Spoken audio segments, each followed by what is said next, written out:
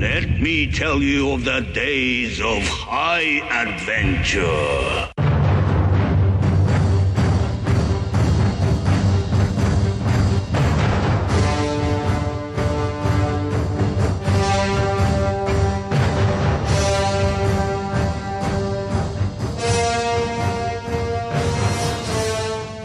Hello, I'm John. And I'm Kevin. And this is 6 Degrees of Schwarzenegger, the podcast where we take a long, hard look at some of our favorite action movies from the era of Get in the Chopper! Schwarzenegger is the icon of the genre, and we're taking a deep dive into some of these 80s and 90s cult action movies and breaking them all the way down. And here we are, we're the princes of the universe. Here we belong, fighting for survival. We've come to be the rulers of your world. Hi, John. Hey, Kevin. Hi, Andrew. Are you with us? Hello, I am here. That's awesome. I am always a fan of podcasts that we have Andrew joining us. Hell yes. Well, that's cool. We're very, very, very excited. Yeah, We're man. blessed. We'd be lost on this movie without you. Well, you buddy. mean You're our, we're lost anyways, but that's fine. That is true. You're our Sherpa. He's our personal Ramirez. He's teaching us the ways of the immortals that have no names. Yeah. That's right. We're back with part 3 of our series on Highlander. Yeah. Is it Highlander or Highlander? I do think you it's guys like? What's your poison? Highland? I say I've heard it both. Highlander is, I don't know. Yeah. Highlander. Highlander doesn't have the same ring to it. Highlander. Yeah, I have no idea. Now it's in my head and I can hear it both ways. So you should have spelled it out and asked me how I said it. I think a Scottish person would probably say Highlander. Yeah. But that doesn't sound as majestic. Highlander sounds like that's your title. I'm a Highlander. Or you're like Homelander in The Boys. Yes. Not Yeah. Homelander. Basically the same dude.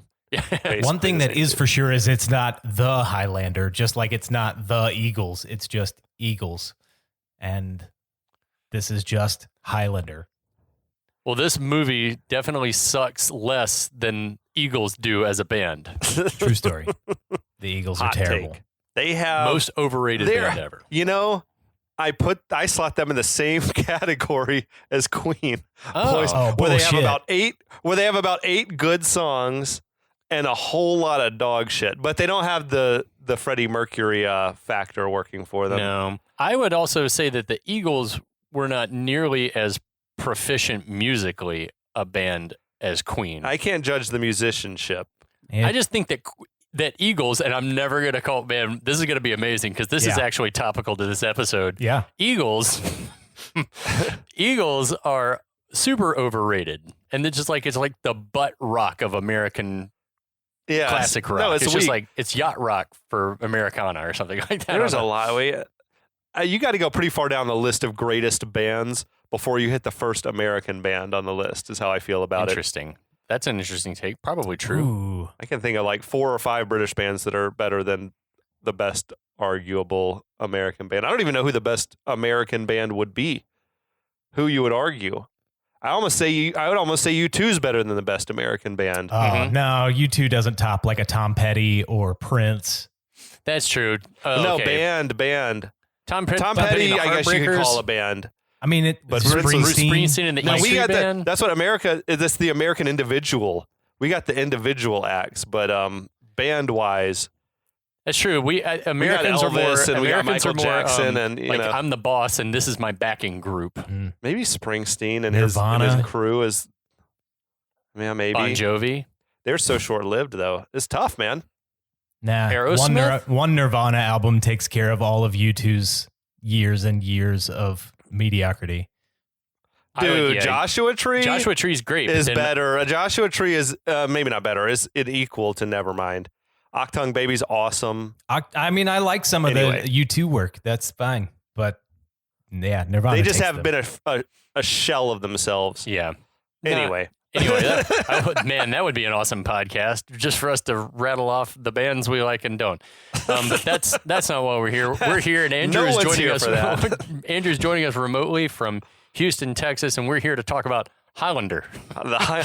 Not the Highlander. He's a Highlander. He's an Highlander. Highlander. So, yeah, I guess I will get us caught up on what happened in the last couple episodes. So this guy, Highlander, dukes it out in the garage of the Madison Square Garden, kills the guy. We see a lot of blue lightning and special effects. He beats it out of there, hides his sword. Cops show up, but as he's trying to leave, he is detained by the police. Brenda, who is a forensic scientist, finds a sword that's worth $1 million, $10 million, a lot of money, and dates back 1 billion years. Super, super old sword, and is flabbergasted, as are we. Why would she know what that sword is or what it's doing there? But so anyway, Highlander, we see through a series of flashbacks, has taken a wound, but he didn't die, and then everyone thinks he's a witch, and he gets kicked out of his village and ostracized, and he takes up residence with this chick, Heather. Then back in the real world, he goes to retrieve his sword, and Brenda, the cop, comes to do some forensic science stuff and retrieve some metal shards from the crime scene. Then moments later, he saves her from the villain of the movie, Kurgan. He kind of cornered her in a bar and and it was borderline. I'd like to walk you home, Brenda. Yeah. Okay. All right. He does some creepy stuff. Yeah. And then we flash back to medieval Scotland, where everything seems to be going great for him and Heather when Sean just Connery banging it out in the countryside fully or whatever. Clothed. And then Sean Connery's character Ramirez shows up and says, "Hey, buddy, you're an immortal, and I can train you." News that Highlander is none too pleased about. And so that's where we pick up, is right before epic training montage. Absolutely. Yeah, up until this point, it is almost the same as my life story. Tell me all about it. Tell me Oh, more. yeah, you just watched it. Traveling back and forth through time, immortal, Yeah. survived a stab gotcha. wound, standard stuff. The usual absolutely. shit. I had no idea when we were working together that you were an immortal. That's fantastic. Yeah, that's how I survived. It's how any of us survived. So we pick up, I guess, sometime later, Highlander is buying into whatever Ramirez is selling. McLeod also is his name. Yeah, we'll call him McLeod. McLeod is asking Ramirez, well, how did this shit happen? Ramirez is like, I don't know. Who fucking knows? Yeah, I love that the writers couldn't even fabricate a backstory. They're just like, fuck it. Nobody knows. How does our stars not just pinholes in the curtain of night? Yeah. Okay. Some things are just, you just shrug and say, that's just the way That's that just you the way you're it Bruce is. Hornsby that shit. Yeah, they really Yeah, wrote right. themselves into a corner with all of this stuff, because there's no way to explain how Ramirez has been around as long as he has, and now Centuries, McLeod yeah. is only around for 20 years or so, and they're somehow the same. He's also an immortal. Yeah. Yeah. I was born an immortal. Yeah, well, that's see, what we don't that's, get. That's the thing that I was talking about, and I don't know if the characters are born with this power, Yeah. and no one knows why it skips to Yeah. you, and someone else in your family doesn't have it or something. Would you? It would be something that they could and probably didn't, it sounds like, explore in the sequels. They do. Would you like to know how it's explained in the sequel that's worse than anything you could possibly imagine? Yeah, tell me something. Is it midichlorians? They are close. They are aliens. They have been banished from their own planet for starting a rebellion No. against some all-powerful leader, and they get blasted over to Earth, where as rebels, then they're made in some sort of Hunger Games type situation to fight each other to the death. That's fucking stupid as shit. That's like some L. Ron Hubbard type shit right there. The general plot line of the second movie also deals with protecting Earth from a hole in the ozone layer, so they really went off the rails. This is the best we got for a sequel. Yeah. Yeah. This is the best The idea we aliens got. thing Bringing is Connery back. terrible. That's bizarre. That's the worst bullshit I've ever heard. That was that killed me in Indiana Jones and the Crystal Skull, and I'm like, fucking aliens? I'm okay with the I idea of hated aliens in that. Indiana Jones, just because of you've already got supernatural things, mostly well, religious this movie's themes. got supernatural things. Yeah, but then Yeah. to explain it away by being Aliens. yeah, it's dumb. Aliens? Question mark? Does that That's- work for you? Is that the next movie in the series? Yeah. Aliens? Anyway. Okay. So yeah, I feel like also though Connery's questions about why does the sun come up? Are stars just pinholes in the curtain of night? But these are It's things like, we know the answers to. Yeah, dick there are answers fuck. to those, but maybe they didn't know them in the 1500s. But there are answers to these questions. Yeah. Galileo. He probably met Galileo, for Christ's sake. Anyway. But he says because they're different, people are always going to fear them and try to hurt them. So McLeod flashes back to the mob attacking him some years earlier, and then he gets kind of sad. Ramirez says to him, you must learn to conceal your powers until the time of the gathering. Ramirez explains that is when the few remaining people like them, they're all going to feel drawn to a faraway land where they fight each other for the prize. Whatever any of that means. There's zero need to Yes. conceal their powers because there is nothing showing their powers. Correct. Other than just don't get killed a lot. Don't get your head don't chopped suffer off. a grievous injury. Don't get your arm lopped off, or don't get your guts spilled out, and then you're we fine haven't again. determined if it's like a regeneration thing, Salamander. because we kind of gather that they can scar. Scar Yes. tissue is a Yeah. thing. Good call. I think if you lost a limb, it's gone. Yeah. That's why I'm saying that there's a lot of, in the battle sequences especially, Okay. why people aren't aiming for arms and legs is beyond me. But basically, that's the linchpin for the plot. Yeah, unclear what the prize is. What doesn't make a lot of sense is this a cycle that just repeats over and over? That's Yeah. my theory, is that they narrow down to one, and then the whole, then a new group of immortals are spawned or some type shit. Do you think they've ever gotten down to one? Do you think, well, I don't think if not, how does anyone know what the prophecy is? No one knows what the problem. That's what I'm so. saying, is it's never happened. People are going on their own. Everyone seems Best to know guess. what's going to happen. I though. don't know. But anyway, okay, you can't go down that road because Yeah. we'll be here There's all too night. many questions. So it's going to cut to a Rocky style montage, Mhm. which I got to tell you guys, I was enjoying the movie so far just because it's bonkers, but I was not genuinely compelled by it until you get to a training montage, and then I'm fucking all in. Yeah, because Right. oh man, this is how I would be if I was a newly running around with a your new immortal. swinging Yeah. your sword in the woods and shit. Ramirez has McLeod sprinting along himself while he's riding horseback on the beach.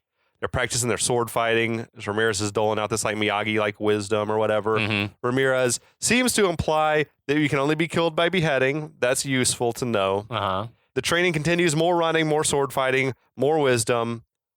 Heather is getting a kick out of watching McLeod get his ass kicked, and then he's just bizarrely like, "Heather, please." And it's what the fuck is this? Is that acting? What is that? It was pretty rough. There are a Yeah. few moments in this montage where I was like the part where Ramirez seems to miss McLeod, which makes McLeod start to yuck it up, like he did something good, only to be shocked when Ramirez's single sword strike knocks a whole tree down. It crushes McLeod.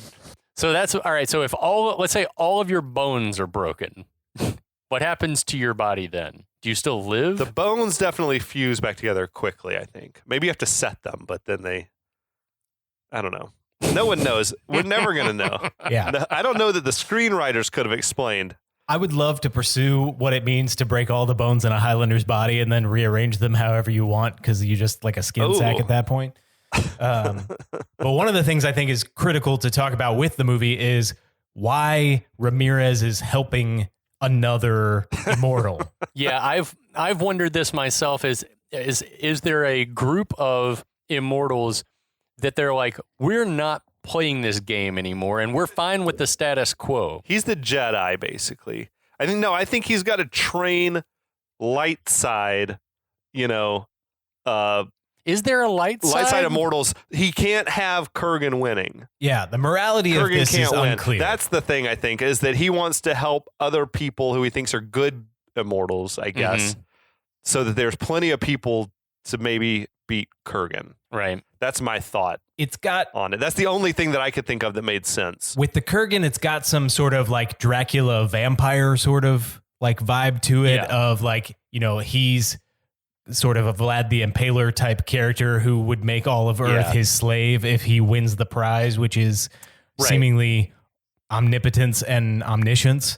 Whereas, and he acknowledges, Ramirez says at one point, the Kurgan's the strongest of all of them. So they have to train each other or work together to make sure that the Kurgan doesn't win. But Oh, all right. Well, then that makes sense then. The way you gain power, though, is by beheading the other ones. So it would make the most sense for you to kill as many of the other ones as you could before the Kurgan got to them, so that then you could overpower the Kurgan. Or why didn't a bunch of light side, like righteous immortals, get together and go after this dude in one big group? Ooh, yeah. For sure. What is it against the rules to like team fight? I don't know. Highlander game theory is a whole show that we can get into, I think. Oh man, we'll get into it too in the last battle. Maybe this will answer a lot of questions. We'll get to it later, Yeah. but we should probably move on for now. We'll move on. I think we hit the nail on the head. I think he wants to. I think we're not particularly close to the gathering yet. Right. He can sense that, so he wants to create as many righteous immortals as possible in case, because there's no guarantee he'll make it to the gathering, right? Or any one of them will. They don't survive that far. But anyway, there's amazing Scottish scenery and all this shit. So making me just want to travel. McLeod wants to know if Ramirez would kill him if they were the last two remaining. Ramirez does not answer the question. Right. He just laughs it off. So that's definitely not a no. He says, we must fight until only one remains. You're safe only on holy ground. None of us will violate that law. It's tradition. This is an important point to remember. Yeah. More lore, though, without any explanation, but the wig on Lambert is terrible in this shot, by the way. And all the shots here with the sword fighting stunt double, terrible wigs. Yeah. Terrible wigs. Which, God, why did they not cast a person who had the chops? I don't know. Anyway, later on, they're walking on the beach. They come across a stag, as you do. Yeah, this whole part, I'm like, what's the importance of this scene? All right, but first we'll talk about it. Yeah.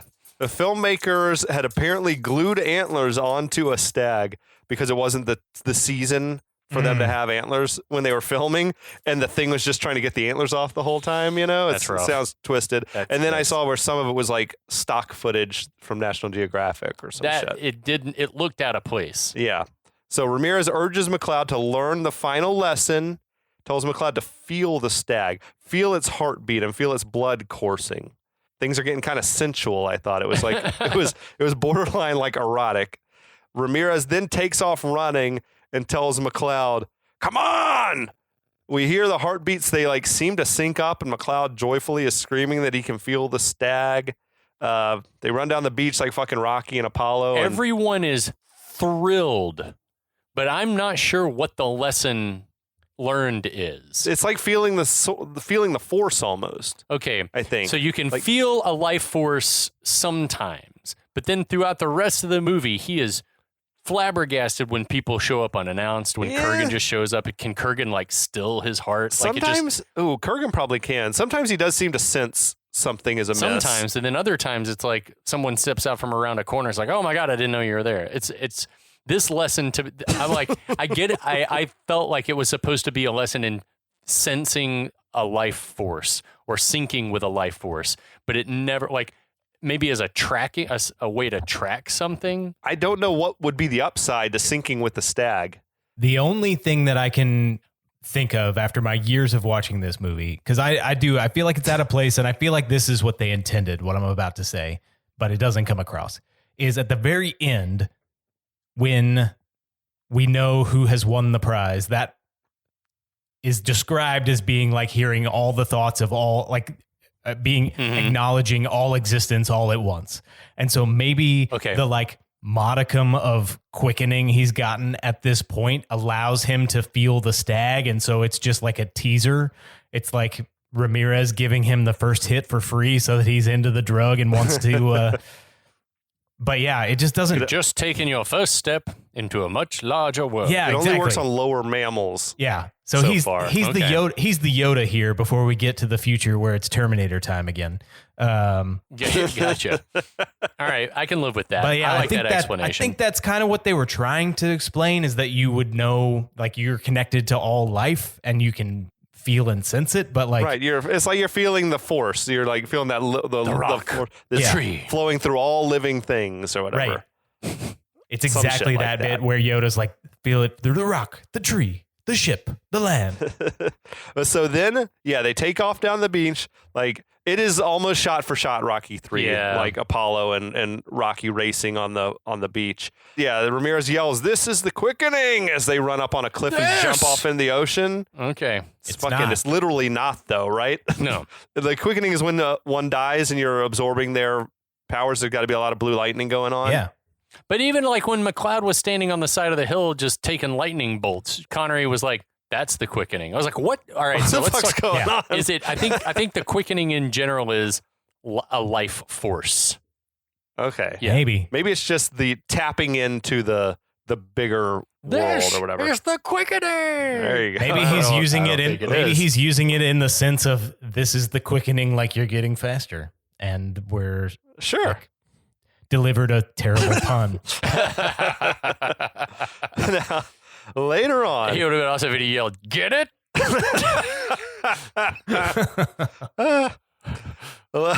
later on, they're sword fighting on top of a mountain. McLeod disarms Ramirez, whose katana falls roughly 1,000 feet into like a chasm, which fucking sucks. Those for two him. people are definitely not Sean Connery or No. Christopher Lambert. It would have been hard to get the fuck up there. I know Sean Connery didn't Yeah. go up that mountain. Man, how the hell are they ever going to find that sword? No. There's no chance. No Maybe he chance. can feel it. Maybe he can feel it. Through the quickening? Maybe he can like force bring it back to I himself. don't think that's within their No. purview. Maybe he'll ask the deer to go get it. Yes. Yes. Stag. Sword. McLeod revels while Ramirez is like looking over the edge for that sword, and all it was missing was like someone just yelling Drago. Drago! Yeah. Yeah. He's like, It was like that arms moment. up in the air. The camera circling around. They certainly burn a lot of energy to get to the mountaintops to practice their sword fighting rather than just That's staying on the the only ground. Yeah, I place. thought the same thing. I was like, damn. It is good for your cardio, I suppose. Yeah, one part of the training. But later on, Ramirez, he seems to be giving McLeod his final test as a swordsman in the forest. McLeod seems to have surpassed Ramirez in skill at this point. McLeod knocks Ramirez down, holds his sword against Ramirez's throat. For a moment, it seems like maybe McLeod is going to kill him, but then McLeod helps him get up, and I got it. I don't know. Yeah, Yeah. that's it. That sword fighting was more dog shit, though. Those guys aren't swordsmen. No. I think they took 3 total swings, three it was just like strikes. Nowadays, that would not fly. No. You know, you see like fucking Ewan McGregor out there fucking killing the game. Yeah. They went through hours of sword fighting training for that. Yeah, when you're doing it on the cheap and in the 80s, I guess this is when you got the canon people running the show. Yeah. This is what We don't have it happens. in the budget to teach you how to use these weapons. But so later on, there's this festival going on in the village. Heather seems to be in the process of buying a chicken. My favorite part is the two Scots beating each other senseless. Yeah, I like this, whatever this market town is, where there's dancing, music, and these two just giant dudes wailing on each other. That is the quickening. Everything's not the quickening, dude. Yeah, I was like, everything is That's the quickening. We're brothers. I think that's my new. That's going to be my new. Shut up and enjoy the Die Hard. Everything without an explanation is the quickening. That's the quickening. That's the What do quickening. you think this is? relax, Oh, it's the dude. quickening. It's fine. What the hell's going on in the background over there? Oh, that's the quickening. That's the quickening. We're Don't worry about that. brothers. Yeah. That's some drunken ass Sean Connery. I love that. But yeah, Ramirez and McLeod, they're walking and talking. McLeod says he wants a family. Yeah, like, Ramirez, what the? All I want is a family. Cry me a river, bitch. Like, what? McLeod, yeah, Ramirez is telling him basically their kind can't have children. Which Oh. does he mean literally cannot, or that they should not? I think that they cannot. They've been doing you know what? We've been seeing he and Heather have been doing a lot of fucking, and they Yeah. don't have a kid yet. So that Right. would sort of make sense. And it's been several years that he's been on the yeah. lam. He is a carcass full of blue lightning. That's all he is. He's shooting Full nothing of- but blue lightning. Full of quickening. She's like, he screams that during, that's the quickening. Do you feel it? Oh my God, that's Why do amazing. you, I don't know. Did you feel the Did you quickening? feel the quickening? She's That's, like, it was that's pretty gotta quick. be you come online. Like when you're out with the ladies, like, would you like to experience the quickening? Quickening. Oh man, it's gonna be quick. I promise. So Heather returns victoriously with her chicken. McLeod gives her a hug. She then wanders off, says she's going to buy a dress. He gropes the shit out of her ass. He gets a real big handful. I love that when she buys the chicken and she's like running over, he like lifts his hands in the air, Yeah, like, you way to did go it." with the chicken. You did it. I like that. We should all be our like she's women's a biggest child. cheerleaders. Yeah, that's exactly. I got the vibe too. It's like this simpleton. She I'm managed watching to out buy for a her. chicken. I gave her some play money. Told her to bring me the change. She better. Oh, shit. So she wanders off again. She's going to go look for a dress. McLeod is deeply in love with her. Right. And Ramirez is telling her, you got to leave her, which is also vaguely just reminiscent of Jedi culture. Yeah. Like no attachments or whatever the fuck.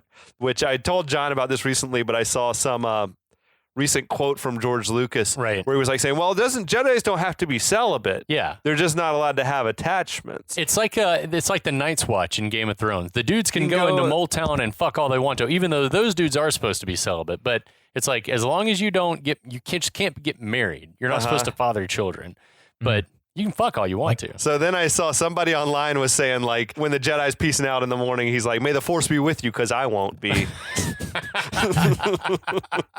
Nice. Cold-blooded. That is cold. But so McLeody's sulking at this bad news. Ramirez tells him that he was born 2,437 years ago, and he's had 3 wives in his time. He says his last wife was a Japanese princess, and her father made his katana for him in 593 BC. The name he dropped, Masamune? Yeah, Masamune. Something like that, was actually apparently a real life renowned sword maker. So that's kind of cool. He says the sword is one of a kind, just like his wife had been. Oh, he's like a wife guy. He says that when she died, he was shattered, and he's trying to spare McLeod that pain. He didn't give a shit about his first 2 wives. Right. Fuck those bitches. I wonder, how old would you have to be before you lose track of how old you are? Like, do you count every birthday? I'm 2,437 now. I forget now. Yeah, that's And interesting. I'm 37. You're the same age as the peasant in Monty Python. I'm 37. I know. I've been saying that all What? year. I'm 37. I'm not old. I can't just call you man. I didn't know you were called Dennis. You didn't bother to find out, did you? So McLeody's staring at Heather. Ominous music is swelling. And the look that Heather kind of throws back is also kind of shady. Like Yeah. I don't know, like she's picked up on some vibe from Ramirez or something. I'm not sure, but apparently they don't subscribe to like the better to have loved and lost philosophy. It's just No. like better to not have loved better to at save all. yourself the headache. Just fuck just in- whores like me, says Ramirez. Fucking 2,000 years of whores. I mean, I think that this is one of the prevailing themes of the movie and one of the better Queen songs that pops out of this, of the Who Wants to Live Forever, which is like, yeah, that would be painful. Like to have to, I mean, I think about it with dogs. Like when we have our pets, like I outlive them. It sucks.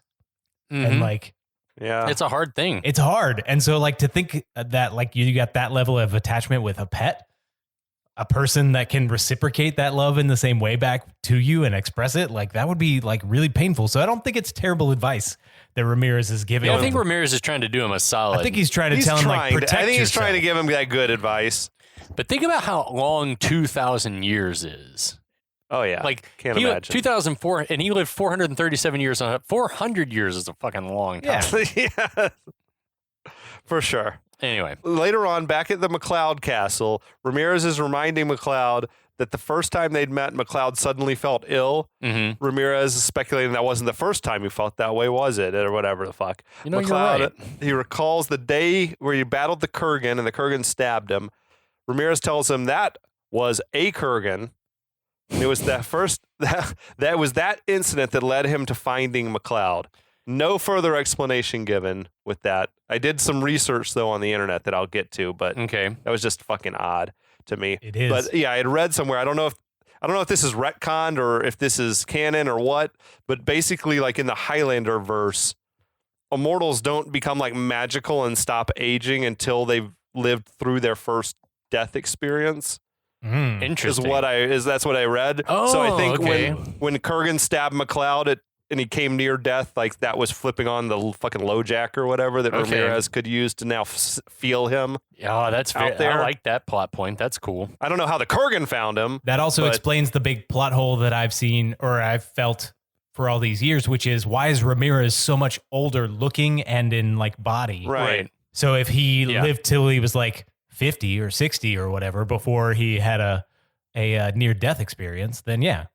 I think that's what I read. I don't know if that comes from the filmmakers, that just fans trying to make it make sense, but I'll buy it. There's no way that the filmmakers came up with that. They couldn't explain any element maybe of by the this third movie. or fourth sequel or some shit. Okay, But by fair that enough. time, they were aliens. Yeah, they were aliens. By that but- time, They it was- quickly they were forgot aliens that. and They, it was too they took late. that shit out. It became non-canon.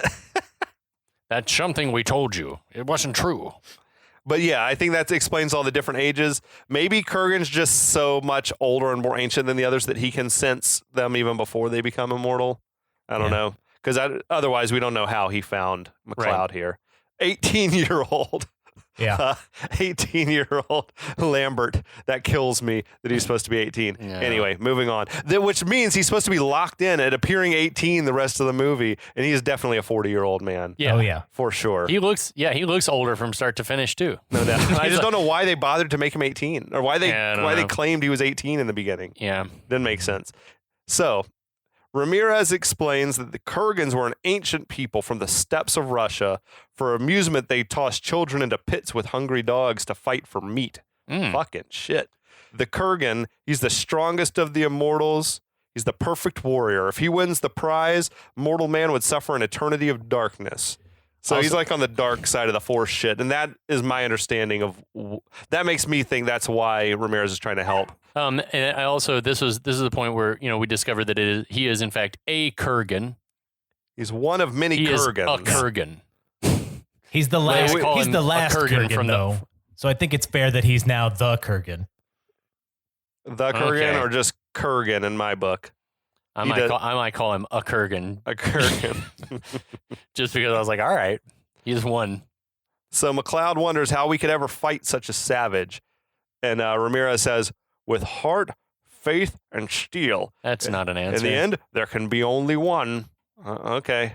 so That doesn't that doesn't again- sound optimistic. yeah. though. So what, again, is Ramirez going to be? Is he going to let McLeod kill him, or is he going to kill McLeod? Like let McLeod do the dirty work and then sneak up on him from behind and take his quickening? I do think it's going to be like we're going to fucking gang up on him situation. Yeah, I think it is. Yeah. That's what he's hoping for. I would assume. Then I don't know what the fuck happens after that. Nonsense. Later, Ramirez is talking with Heather about his tales of adventures and fucking like banging chicks. Yeah. It sounded like. The storm a brewing as ever in the Yeah. background. Where the fuck is McLeod? That needed to be explained. We needed the verbal explainer of where's Chopping McLeod. wood or He must be outhouse. far away. taking a massive shit. Yeah. A big shit. It's from the haggis. they There's ate too much earlier. haggis. You are a haggis. You're a haggis. You're a haggis. That's vital info that I would have liked to have had because he's nowhere to be found when he's needed most. Chopping wood or blacksmithing, who knows? He's I don't away know. for Yeah, business. anyway, Ramirez. Maybe he was in Market Town. That's still. what I think. He's off in town doing something, Yeah, I don't know. delivering a goat, or some shit.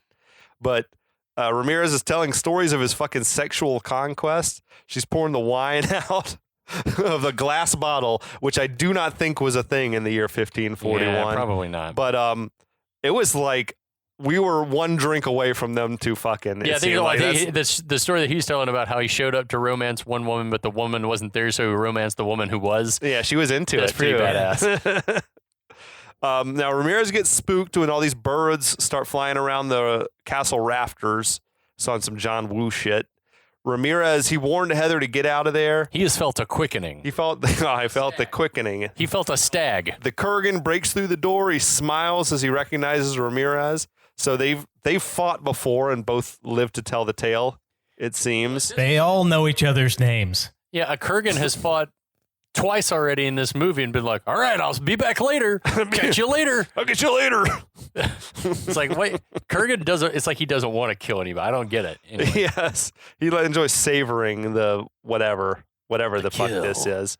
Yeah, he's thrilled to see Ramirez, though. He's like, Yes. fuck yes. Oh, it's you. Kurgan, he breaks the large oak table in half with one swing of his sword. Kurgan demands to know where is the Highlander. Mm-hmm. Ramirez says it's too late because I've trained him to battle you. I don't know why the Kurgan's so obsessed with Highlander. Yeah, I don't either. Like, maybe because he's green, he can like nip this in the bud before he gets good. Maybe that's what it is. Take his quickening, like Yeah, before he's a threat. I don't know, but they get to sword fight, and the two of them. Ramirez slashes Kurgan's throat pretty deep. Ramirez seems to have the upper hand as Kurgan is completely defensive. He's chasing Kurgan around the castle. Man, there's a lot of like, he slashes his throat and then there's like this prolonged fighting stance instead of like, get in there and Finish cut him. his head off. Yes, agreed. Ramirez, he knocks Kurgan off the staircase. Yeah, but at least we got to give him credit for at least he went for the headshot right But how off. did He's he- not like just trying to stab dudes and Yeah, no, slash but- bellies or whatever. Yeah. But so he knocks Kurgan off this high staircase. Kurgan gets up, continues the fight. Ramirez taking his sweet ass time coming down. It seems like Kurgan's sort of already recovered from his wound, which maybe you do recover that fast, I guess, in this world. Kurgan seems to be taking control of the fight.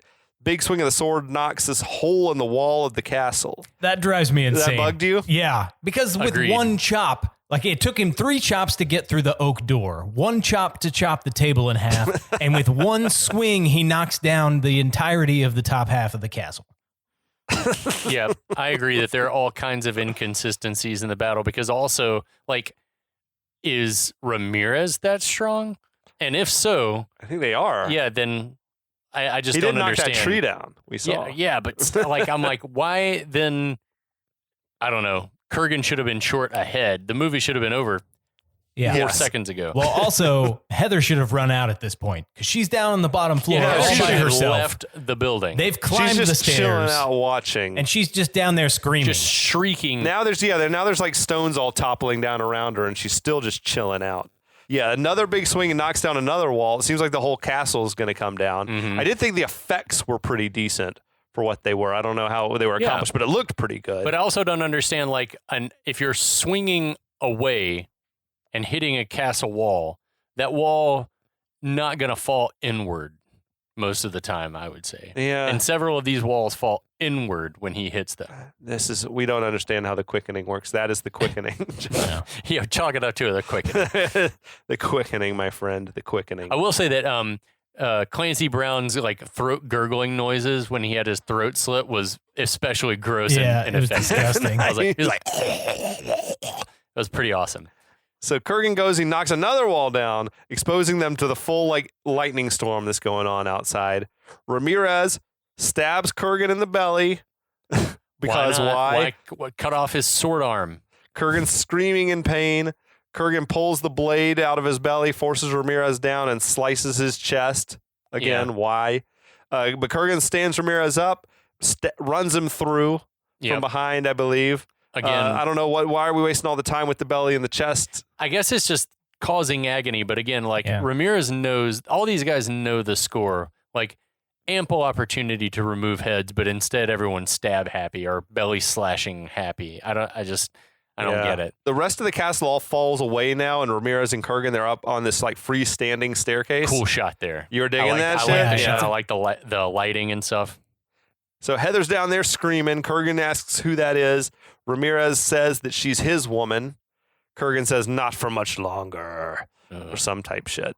Ramirez spits in Kurgan's face, and Kurgan says Ramirez is going to sleep in hell tonight. Pretty rough. He delivers the old ubiquitous, there can be only one, and lops Ramirez's head off. It's basically like Obi-Wan and Darth Vader vibes on this. 100%. There's a whole lot of lightning and thunder. That's like the transfer of power, right? That's what we think. You're absorbing that dude's quickening or some shit. Is the quickening experience different for every immortal? Because we saw in the first few minutes of the movie that when McLeod absorbed Fazil's business, that there was some like levitating and blue lightning and stuff. But when Kurgan, he goes into some kind of trance and he's convulsing and sort of make an O face, nothing happens with the body. There's just a lot of lightning and convulsing, and I don't know. I get the impression that it's proportionate to the number or disproportionate to the number that are left. Because the final quickening that we see knocks down like a city block. So like as more and more of them are killed, perhaps maybe it does like a greater and greater quickening. You absorb more and more power. I wondered that too. Is like if Kurgan's killed, say, 20,000 immortals in his life, that when you kill Kurgan, that it's gonna be like an atom Yeah. bomb goes off. Ooh, that It could be that Ramirez hasn't killed that many guys if he's more or less a good guy. Yeah, He's that's not what I was wondering killing too. just willy-nilly. Yeah, and then Fazil, maybe not a master swordsman, good but not great, and so the quickening absorption episode is not as grandiose as killing someone like Ramirez, who maybe has killed more guys than Fazil. Interesting. Then you kill Kurgan, and his shit is like, holy fucking hell! It's like aliens and stuff crawling out of his body. I was going to say that brings up an interesting question that I had not yet considered, which was what was the starting number of immortals, or what's the total? I've never thought about that before. I've always thought it was like Got to be pretty high. 15. I don't know. Yeah, no, it I could would be say anything. thousands over time, tens of thousands If probably. they're When new you think that's why it doesn't make sense if there's new ones being born and some have been around for 6,000 years already. It's weird. I jibe with that more just because the universe is a mystical place, and Yeah. so if someone's born an immortal, then it's like, all right, you're continuing the thing, but how is an immortal chosen? I guess is like my biggest thing. It's like Maybe that's why the how does Kurgan's so someone be- mad is because he was like on the cusp of killing the last one, but the moment before a new one was born, and so he's like they've been coming, and he's like, God damn it, I can't finish this process. It's fucking whack-a-mole. Kind of, yeah. I'm sensing Kurgan's frustration here. Yeah. Anyway, yeah, the staircase then collapses under Kurgan's weight. Heather goes in for a closer look. Why? Smart fucking move, Heather. Get the hell out of Kurgan there. pops out of the rubble and grabs her by the throat. It's like, you got to know better than that. She should have been long gone. Hello, pretty. Hello, pretty hair. No, that's the Night Slasher. Yeah. Cut to McLeod is staring out the window of his apartment. His buzzer rings. He goes downstairs. He has finally changed clothes at this point. All right, he got a fresh outfit on. His buzzer rings. He goes downstairs to his store. He finds his receptionist. She's trying to shoo away Brenda, who had come in there looking to find McLeod, who she thinks is Nash. Right.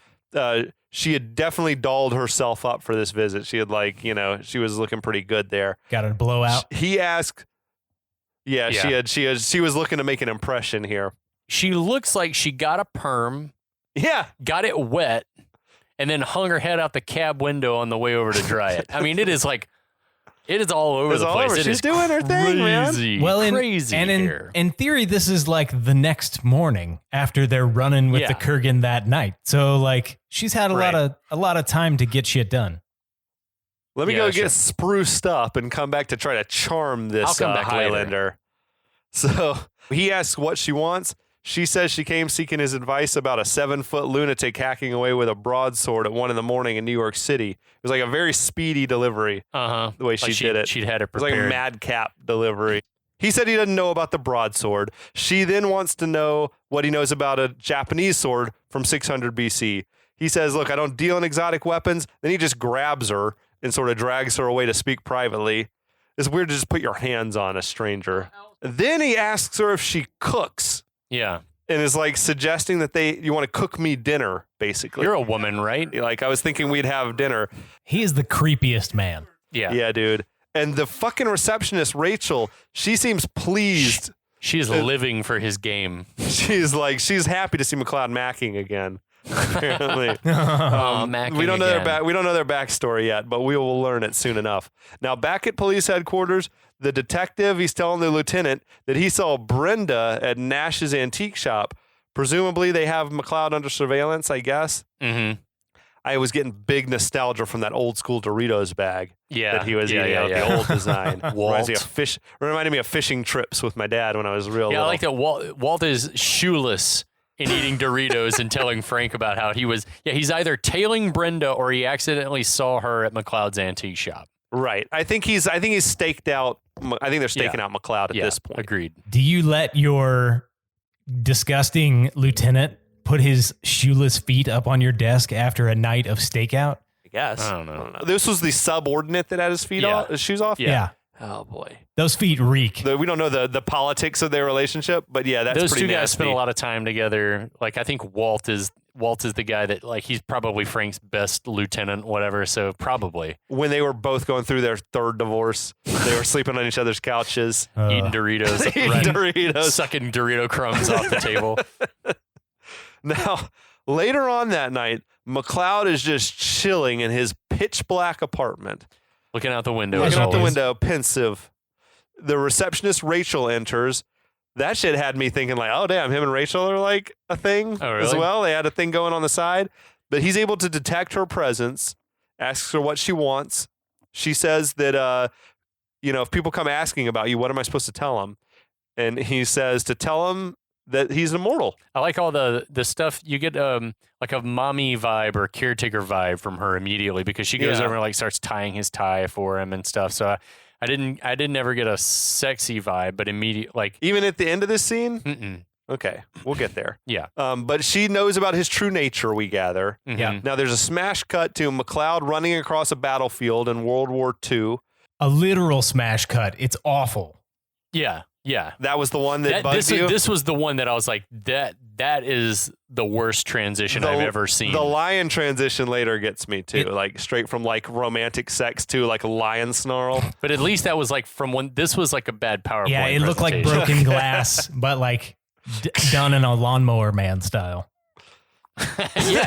yes. That is a great call. Exactly like Lawnmower Man. That's awesome.